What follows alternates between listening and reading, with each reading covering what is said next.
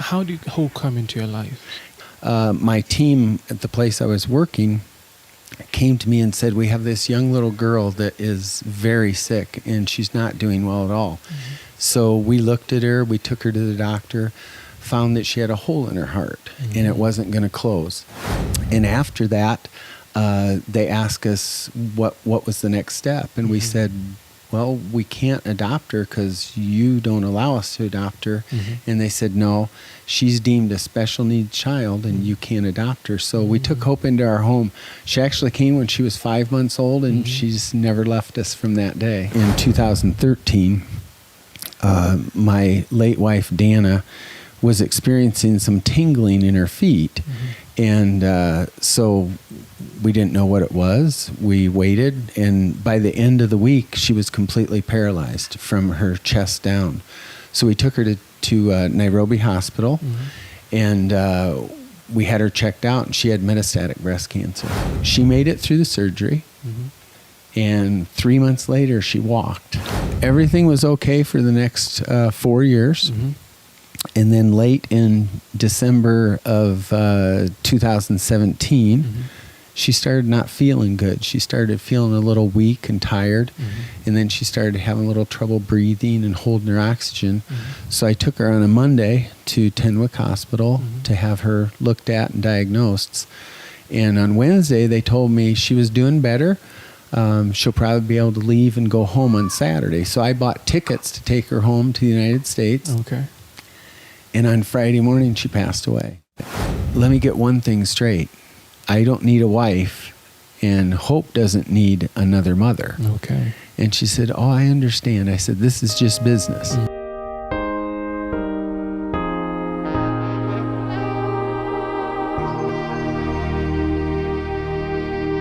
Good day and welcome to our talk show, Hearts Touching Hearts, where we talk to real people with real stories that have a real impact. Do not forget to reach us on our socials that are displayed below on the screen, and don't forget to subscribe to our YouTube channel and click the alert button so that you can get the latest news on our channel. Now, my name is Bruno. You can call me King. I prefer King.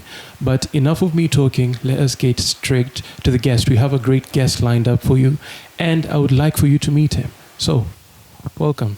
Thank you. Yeah, I would like for you to introduce yourself to our audience. My name is Dan Jacobs, or Daniel, and I'm here today with my wife, Salome Jacobs, and our daughter, Hope Jacobs. Welcome so much to the show. Thank you so much. So I would like for you to give us a brief history of who you are and how you found yourself in this beautiful country. Sure. I came in 2005 thinking that it would be a once-in-a-lifetime journey. Came on a mission trip with a group and helped work on a baby center. And something just happened inside of me that those babies just really touched my heart. So as soon as I went back to the United States, I signed up for another trip the next year. And in 2006, God did something to my heart. Okay. He told me that he wanted me to come here to Kenya to help these children. That's nice. It was a scary thing because I had a family back in the United States, but I called back and talked to my then wife and told her I think God's calling us to be missionaries in Kenya. And she wouldn't have any of that. She said, you just need to get back home. Okay. And so we discussed it over the next year, prayed about it. And in 2007, we made a family trip here just to see if that calling was on our hearts. And it was, but it was a long journey ahead of us yet. So you said you made a family trip. Was that the nuclear family or plus the extended? That was, the family trip was my two youngest children at the time and my late wife. And so we came as a family group just to see, because those were the only kids at home at the time. Okay. Now, a quick question. What about your siblings, if you had any, or your folks? How did they take that news? They didn't take it very well. They honestly thought something was wrong with us, that maybe we should go see a doctor or a psychiatrist. because at the time I had just finished building a brand new home that we designed, and it was our dream home. I had a wonderful job working construction as a project manager. Everything was going great, and we were going to change routes here and head over to Kenya. I can imagine the kind of reaction they had, considering you had a really nice life over there. So you came to Kenya, and you experienced a lot of new stuff for you being in a new country. So can you tell us how that was for you? Sure. As I was growing up, I was used to eating all different kinds of food. So the food wasn't too bad, although I've experienced some very strange dishes here. Like what? Like goat intestine. That's been one of the hardest ones to get used to. But surprisingly, I love goat. And even I prefer that when I go back to the United States. I think one of the most difficult challenges and changes was driving here. Okay. Because no one follows the rules. Even though there are rules, they don't follow the rules. Yeah, it's hectic. And that's been one of the biggest changes. The climate, we love it. It's much better than where we came from. And one thing that people may not understand is in America, where I come from, the days change throughout the year, the sunlight and the nighttime. But here it's the same. And that was a big change. It's hard to believe it would be, but that was a big change for us. Okay. And how did the kids take it? The kids actually took it very well. They enjoyed being a part of our ministry and being with us all the time. They were homeschooled in America, so coming here and doing homeschool wasn't a problem. Okay. The place that I worked, I was the only Mzungu or American there. So I worked with about 80 Kenyans. So I was immediately thrown into working with mostly all Africans. And that had its own challenges because, you don't want to bring your preconceived notions of how things need to be done or should be done. But really what we relied on is the Bible helping us through that. Okay. To teach biblical principles, not just our principles. Okay. And you've mentioned that you worked with kids. Now, I'm curious, why specifically children?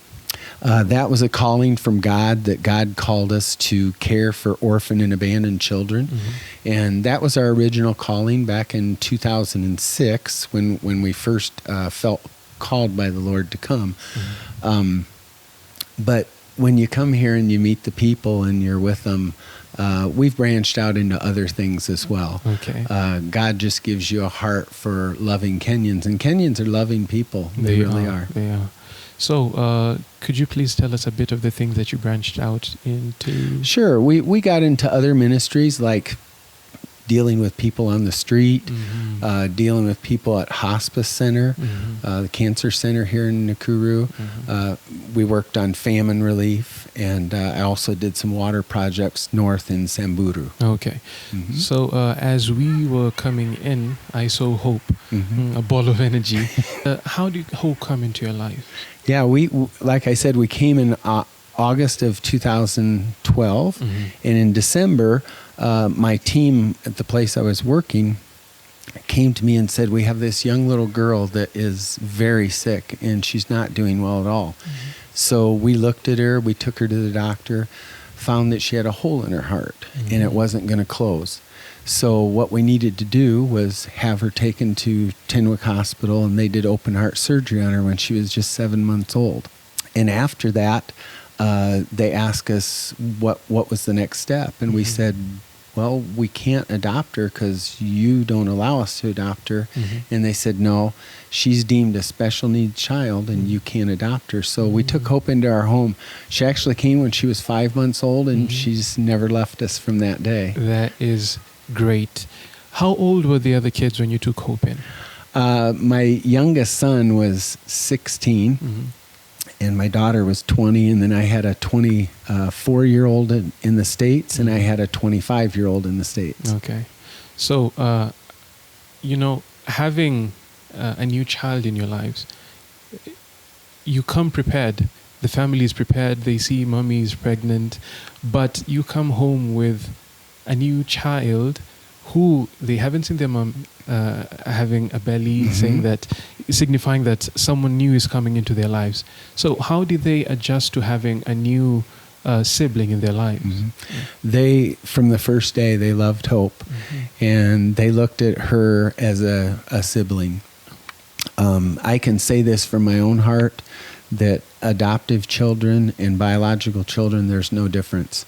I look at Hope as she's the fifth child, and that's it. There's no other explanation that needs to be made. Yeah, I can assume the joy that was in your lives, having a new child in your lives. Yes. Now, life with Hope was going great, I assume, and the kids and the family took to her really well, as you have said. And how did things take a turn with the missus? So later that year, in 2013, my late wife, Dana, was experiencing some tingling in her feet. And so we didn't know what it was. We waited, and by the end of the week, she was completely paralyzed from her chest down.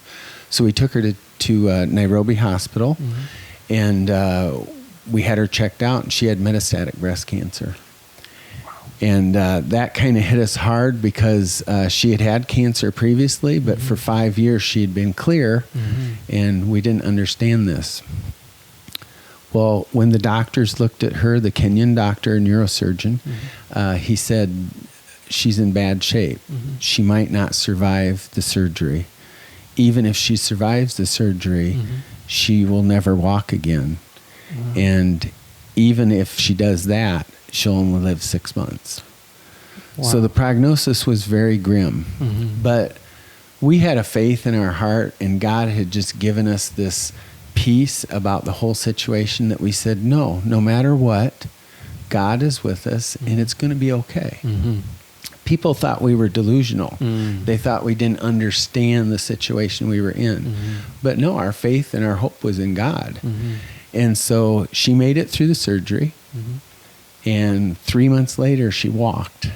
Wow. And she went back to doing ministry, went back to her normal life, and no one could even tell that she'd ever been paralyzed. It was truly a miracle. Everything was okay for the next 4 years.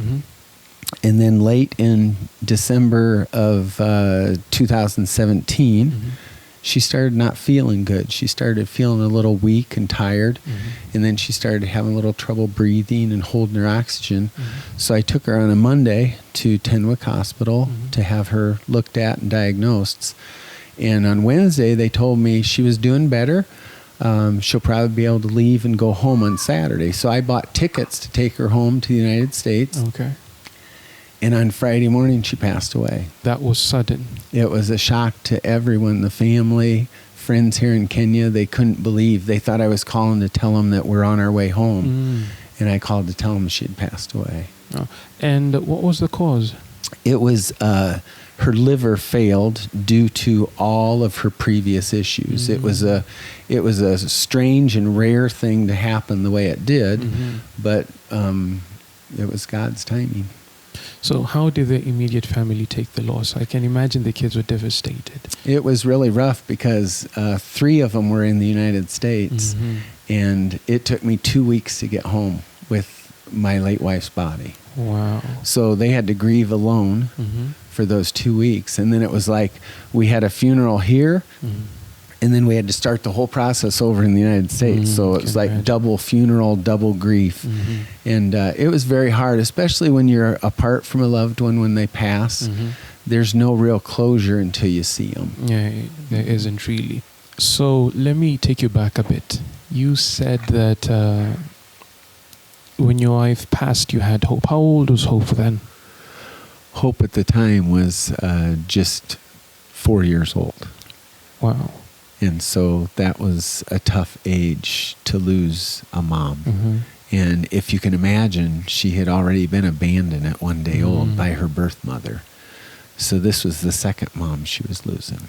Wow. And it had a great impact on her. And we kind of clung to each other.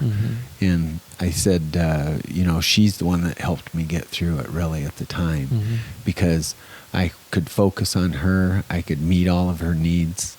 And it took my mind off of what I was missing. So you came back into the country, and you had hope because she was not fully adopted by then, as you said. So could you tell me how was you used to being married? Mm-hmm. You had a wife for the longest time. Now you find yourself as a widower, and more so a father to a young child. Mm-hmm. How was that for you? Yeah, a father to a young girl, which is not a good thing because people look at it as strange. But the fact was that I had 4 other children. I came back in March of 2018. Dana had passed in January. And I needed to get back quickly. And some people in America didn't understand that. But at the time, Kenya was my home. And that's where she passed, and that's where I needed to grieve. That was our home. That was Hope and I's home. So we came back in March, and we started back up life. It was very difficult. I didn't have any help. I did have a house help that I had brought in 1 day a week. But again, it was one of those things where I'm a widower, and I didn't want to have women in the house because, number one, culturally that would look bad. And even for my own interest, I just didn't feel right with my wife not being there, having a woman in the house for any reason. So Hope and I went it alone for a long time, more than a year. Really? Yeah. Wow, I kudos to that. I could only imagine how it feels like to be raising a girl alone. So that happened. You went through that entire process. Now, when did, let me call it, help come into your life? Sure. I had made several trips back to the United States for my kids' sake, to go back and to help them through the grieving process. And so Hope and I traveled to the United States, just the 2 of us. That's a whole adventure in its own. But in January of 2019, it had been a year since Dana had passed. And I had been adamant to everyone that I was never going to get married again because I was just hurting so bad. But something in 2018 changed a bit. I came back to Kenya with a little different attitude of that I needed help, and that Dana was gone. She wasn't coming back. And I needed to make sure that I wasn't turning her into an idol. I needed to get myself focused back on God and what God wanted me to do. So in April, I was passing by Java, and that's where my friend Salome worked. And her and Hope had been friends since Hope had been born, 4 months old. And so she knew Hope, and she was very down that day, and I didn't understand what was wrong. And so I asked her, I said, "Why do you look so down today?" And she said, "I'm being transferred from here to Naivasha." And my heart sunk, because she had been a good friend, and I knew that Hope always asked, "Can I go see Salome at Java?" Especially after Dana had passed, she really clung to Salome. And I'd say, "Sure, we'll go there, and you can hang out with her." So she told me this, and I told her, I said, "Wow, Salome," I said, "Hope's going to be devastated." So I went home that night, and I thought, and I said, "Man, I need help." And Salome's leaving. I said, "Let me call her." So I said, "Can I meet you at KFC at the mall tomorrow on April 30th? These dates and times are burned into my mind. So she met me there, and I said, "Sit down." I said, "We've got something to talk about." I said, "I want to know if you would be interested in staying here in Nakuru and taking a job as Hope's nanny." And I said, "I don't even know if I can pay you enough." I said, "But maybe that, and we can get you some work around, maybe the baby center or something." But I said, "Let me get one thing straight. I don't need a wife, and Hope doesn't need another mother." Okay. And she said, "Oh, I understand." I said, "This is just business." So we left there, and we started talking, and a few days later, she came and said she would do it. and she put her resignation in at Java. And I just felt very convicted of how badly I had treated her. So it was about a week later, I called her up and I said, hey, I'm very sorry that I said that to you. If I'm going to ask you to bathe my daughter, to feed my daughter, to tuck her in bed, to do all those things with her, and God allows you and her to have a mother-daughter relationship, I say, I'm blessing that. I won't stand in the way, and I should have never said that. And she said, oh, that's okay, no problem. And so we kept talking in the evenings because she was still working at Java, so the only time we could talk is after she got off work. So we'd call her on the phone, and we'd talk about life in general and raising children, because I wanted to make sure that we were on the same page of raising Hope if she was going to be such an important part of her life. And about a month into it, I got the courage one night to say, would you be interested in having a relationship with me? Wow. And I was so scared to ask that question because I thought, what if she says no? Then I'm going to be in real trouble because she's going to work for me. And yeah. I think that's a problem all men have when asking someone out. So she says to me, yes, immediately. And I was like, wow. Okay. So we agreed. We stopped right there. No other conversation about it. I talked to my family. She talks to her family, because this was a big deal. It was a cross-cultural relationship. I was a little older than her, and I had 5 children. And those children have to be on board with this. Yeah. So to make about a month-long story short, everyone gave their blessing. Really? Yeah, everyone, absolutely, 100% gave their blessing on both sides. It must have been a sigh of relief for you. Oh, yes. And it was a sign from God that it was ordained by him, I believe. Yeah. So we started the process, and we were moving quickly. We actually got married in September of that same year, just about 5 months later, 4.5 months. And then Salome came into my life, and we started ministry together. Now, she has a background of missions in her family too, so we started doing the ministry together. Okay. And that went on for a while, and then we changed organizations because of different issues and things. And then in early 2020, we were stuck in the United States because of COVID. Okay. But God had a plan for us there too, because we were able to start our own ministry in America, and we started it also here in Kenya. It's called Hope for Family Incorporated. We used Hope's name, but it signals many things. It has many meanings, but we bring hope to people that don't have hope. Okay. And so we also have Hope for Family Kenya Trust here in Kenya. So it's only now that it hits me, Hope's name. How and why did you choose that? Actually, the name came on her birth certificate as Hope. That's what the birth mother wanted her to be called. And we thought it was a very appropriate name, because Hope's life has all been about hope. She was rescued from an abandoned mother. She was rescued from a hole in her heart. She was rescued from not having a family. Hope's just had time after time that she's been rescued. She has a wonderful God story herself. Now, let me take you back to where we were. You said that Hope clung to Salome after your wife passed. Now, how did the dynamics change when now you are introducing to Hope to Salome as your wife? How did she take that? It did change it considerably, because now she's not just a friend and a playmate. Now she's mom. And so that relationship definitely changed. Some ways better, some ways worse.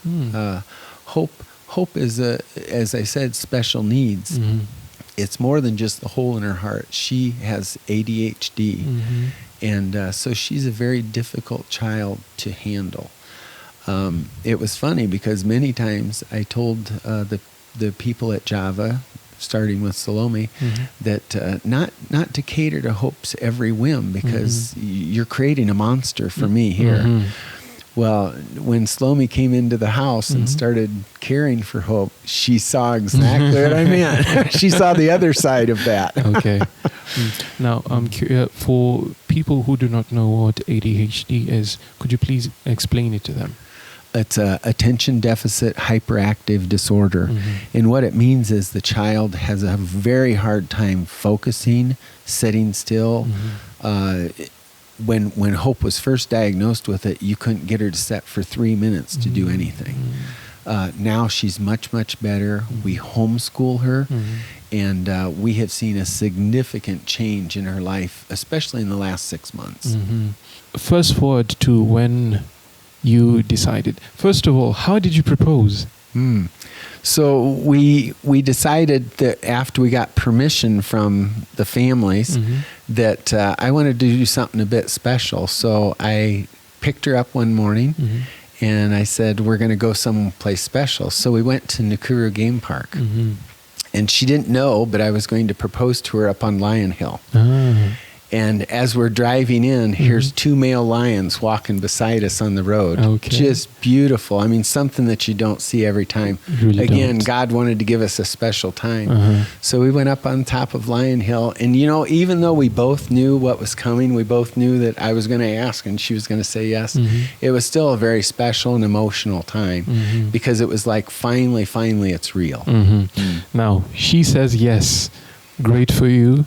But now you have to deal with the family. And you know, in the African culture, there are a lot of ceremonies to be performed. That's the only thing I can call it. Now, could you please tell us how that was for you? One thing we wanted for everyone to understand is that we're not her culture, we're not my culture. We've created a new culture, really. But still, we wanted to honor traditions. And so I went for the dowry meeting. I took my adopted Kenyan family with me, and we went to see the family. And again, Salome was just a bit different in a very good way. The dowry was going okay, but it was just a bit of a shock to me because I had never experienced anything like that. And she came in the middle of it and asked me how it was going, which was culturally not acceptable, but she wanted to make sure things were okay. And I told her, oh, it's okay, but it's not as good as I thought. So she went out and she interjected herself into the discussions and told them to behave themselves for my sake, that I had been through enough. So right then and there, I knew that she was a strong woman and that she was the wife for me. Wow. You're a lucky man. You're a lucky man. So you do the negotiations. Upon her interjection, things go well, I assume. Now, how was the wedding? Well, we, like I said, the negotiation went well. Her family is a wonderful Christian family anyways. So I think they were just messing with me a bit. But after that, we just had a wonderful time. In preparation for the wedding, which was to take place on September 15th, Salome and I did most of the planning and everything. And we had invited 100 close friends because we knew that if we went any further out, it could get very big. So we were trying to keep it to a small, very nice wedding. 400 showed up. Wow. And again, this is Kenya, this is Africa. Yeah, you're used to that. But thankfully, our caterer had planned for 450. Really? So we had plenty of food. It was a wonderful, beautiful day. We did the whole thing where I went and picked her from the house. We negotiated that morning with the mom and the aunt. And at first, of course, they said, no, I couldn't have her. But I said, go easy on me, okay? I've had a rough few months. Then we went and had just a beautiful ceremony and beautiful reception. And it was a perfect day. God gave us a perfect day. Yeah, I call that divine providence. Planning for 100 and then 400 show up only to have the caterer plan for 450. Divine providence. Now, was that the only ceremony you had? No, we actually, one of my daughters was able to come to Kenya to be at the wedding to represent the American family, which was wonderful to have one of them. And then she just reiterated at the reception that the whole family welcomed Salome into the family. She was kind of being the ambassador on that. But we still wanted to go back because my mom and dad weren't able to travel to come. So in December, we went to the United States to have a ceremony there. Just a small ceremony with our close family. And but it was the first time Salome had got to go to the United States. Of course, Hope was with us, but Hope had been there 6 or 7 times before. She was a veteran. But my family just fell in love with Salome. And when we left, it was very hard because she even missed him. To come back. So when you're a third culture couple is what they would call us, because we live in 2 different cultures, you never feel like you're quite at home anywhere. You're here, and then you're always saying goodbye to someone. So that makes our time together very special. Okay. It's good that we have Salome around. She will talk to us. But before that, I would like you to talk to people out there who have gone through similar situations or who are going through similar situations as you were. I guess I would say first that the only person that can get you through the loss of a spouse is God. And leaning on God 100% was the only way that I made it through. And as I prayed for God to take away the pain, to heal my heart, I had a specific way that I was praying that I thought God would do it. But God had a different plan. And I would just pray that anyone out there that's in a similar situation, that maybe has lost a spouse and maybe you still have children at home, don't count God out. Let God direct you. Be open to his leading. When Salome came into my life, in that kind of context, I didn't believe it at first. I didn't believe it could be true. But God had a different plan. He had someone that he was going to bring into my life that would help me with my family, be a part of my expectations, my dreams, our ministry. And just don't count God out. Listen to what God has to say to you, because he healed my heart in a way I never thought he could. And Salome has truly been a blessing. I've been a blessed man twice now, and I thank God for it. Okay. So thank you for sharing your story. Thank you for giving us that inspiring message at the end. And you're truly an inspiration to people out there. Yeah. So on the other side of the break, we are going to have Salome here with us. She's going to speak to us, give us her opinion from her side. So let us meet on the other side of the break. Have a good one.